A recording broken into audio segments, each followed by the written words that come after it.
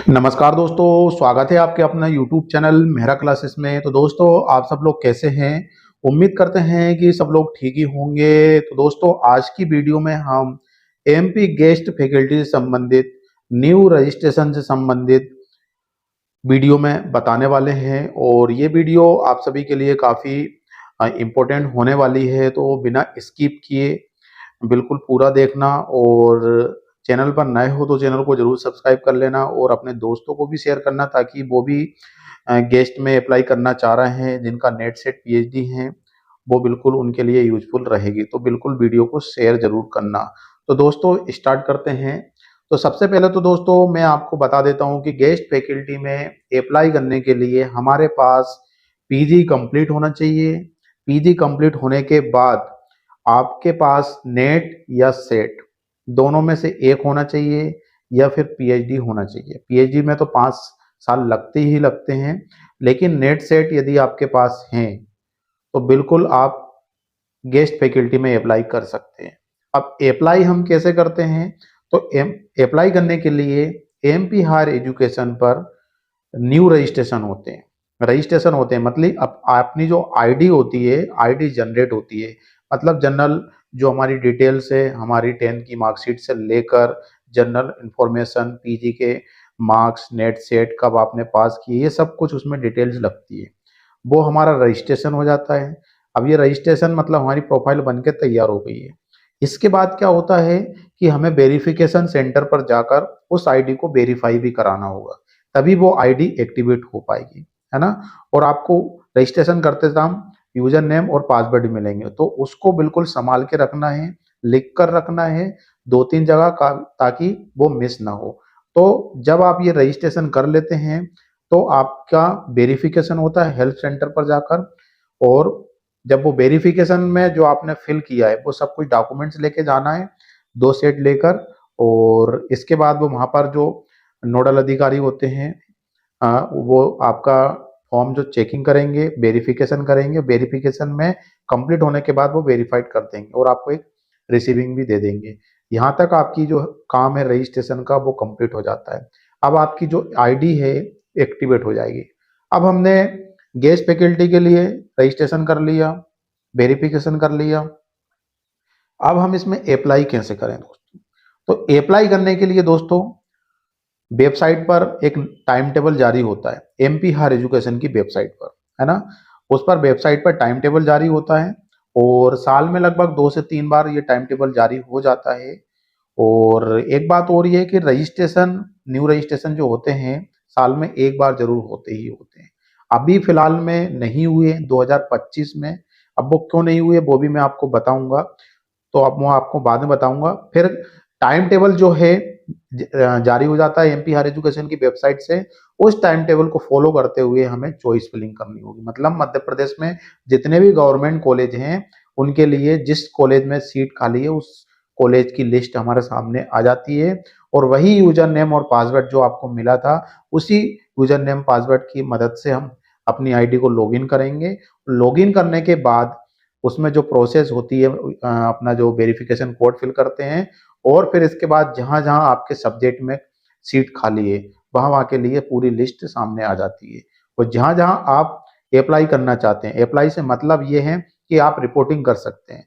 ऐसा नहीं है कि आपने रिपोर्टिंग सभी कॉलेज में कर दी और पता चला कि कोई ऐसा कॉलेज आ गया है जो कि आप रहे तो इस कोने में रहे और पहुंच गए दूसरे कोने में, मतलब मध्य प्रदेश के लास्ट कॉर्नर में पहुंच गए, लगभग 500-600 किलोमीटर दूर पहुंच गए। तो ऐसा नहीं होना चाहिए।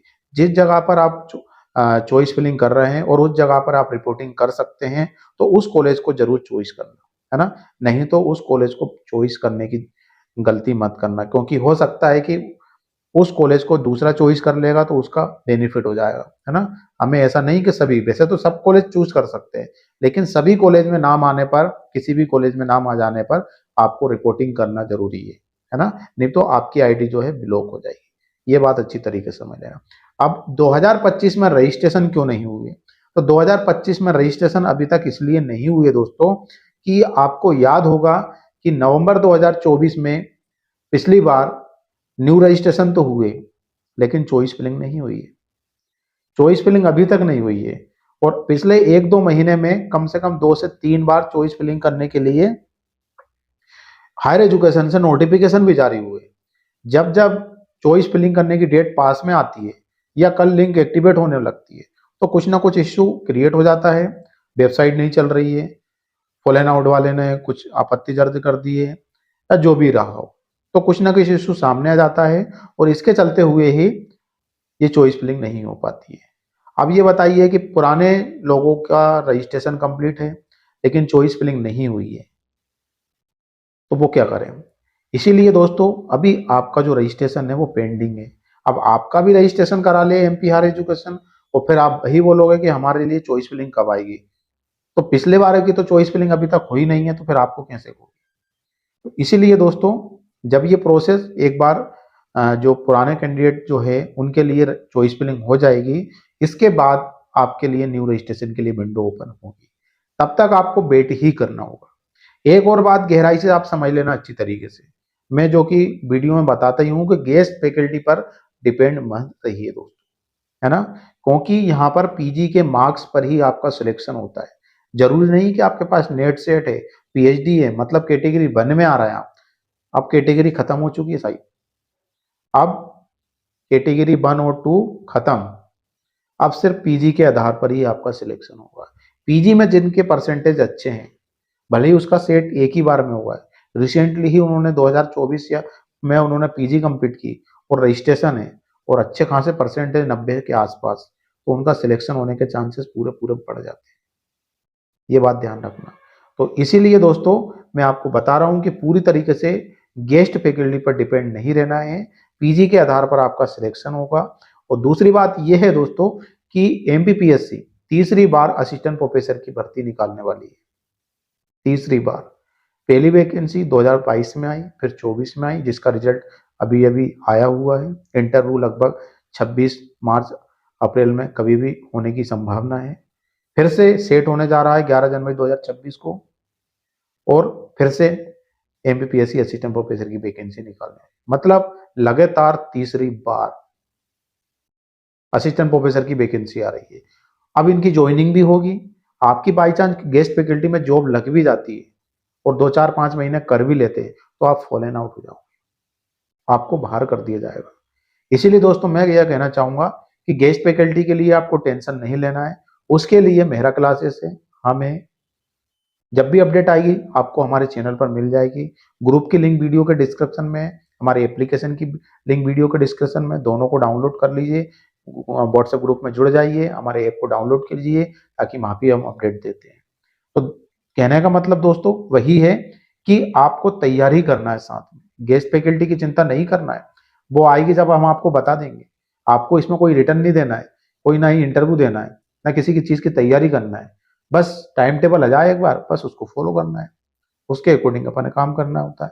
तो वही कहना चाह रहा हूं दोस्तों कि आप तैयारी करते रहिए।